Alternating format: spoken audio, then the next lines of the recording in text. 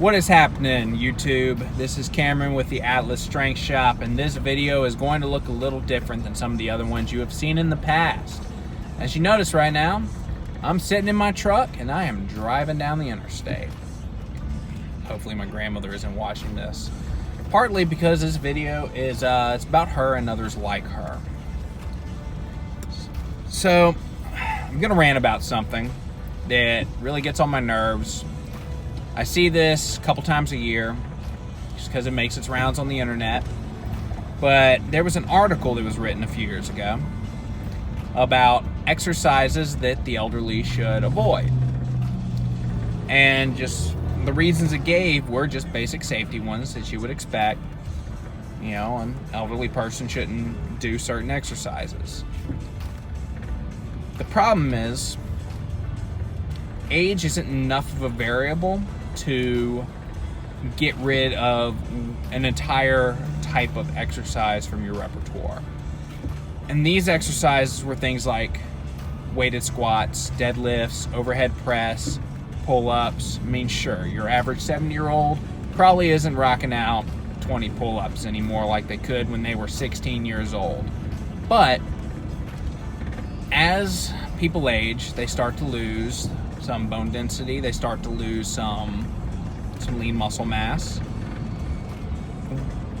Weight-bearing exercises like the ones that I've mentioned and the ones that this article say that the elderly should stay away from are the very exercises that are going to help you preserve that, and in turn help to preserve youth.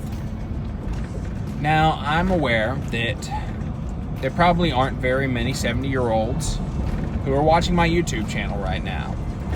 And that's okay, because this video isn't really directed towards them. It's directed towards their kids and their grandkids that are probably in the gym pretty often, know a thing or two, or at least they're trying to learn a thing or two. Don't forget about your grandparents. They need this stuff too. So if you notice that, you know, grandma, she strategically looks for the highest chair in the room to sit at Thanksgiving, or she talks about her legs aren't as strong as they used to be, you can teach her there are some ways that she can get that strength back.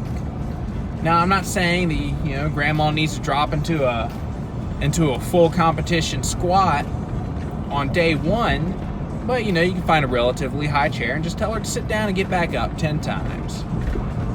Don't think of it as squatting, but think about it as practicing getting in and out of a chair.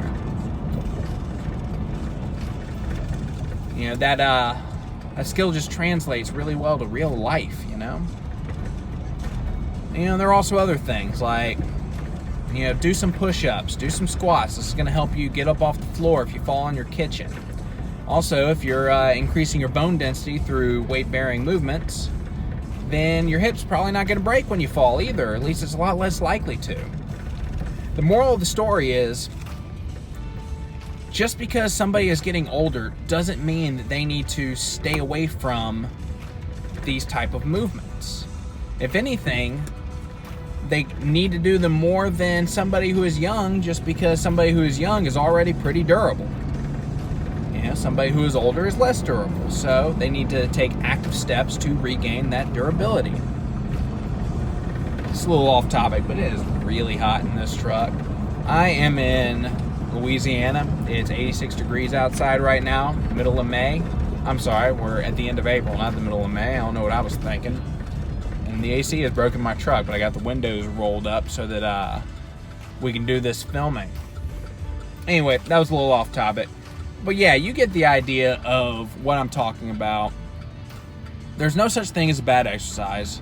There are exercises that are done incorrectly. There are exercises that are done at a degree to which a person is not ready. For instance, you know, 70-year-old grandma putting her body weight on her back and squatting 10 times on day one. Probably not the best decision. But you can find a kind of high chair for her to sit down and get back up 10 times. She's good at that, lower the chair. She's good at that, lower the chair even more. Eventually take the chair away. Now she's doing body weight squats. Give her a small kettlebell or a dumbbell. Now she's doing goblet squats. You get the idea. You can progressively overload the elderly as well in a safe manner. If you're unsure how to help your grandparents with that, help them find a coach that is qualified and willing to take them through those steps, because you can reverse the aging process this way. Obviously, grandma isn't literally going to reverse aging by 20 years, but she's going to feel better than she ever did before. So yeah, that's it for the YouTube video. If you like this format, then please like the video, comment below, tell me what else you'd like me to talk about. Down the road, if I can think of enough topics to do like this may become a podcast. It may not. We'll see how it goes. I'm playing it by ear. Make sure if you do have any questions, you email me at Cameron@atlasstrengthshop.com. And I look forward to hearing from you all and talking to you again in the future.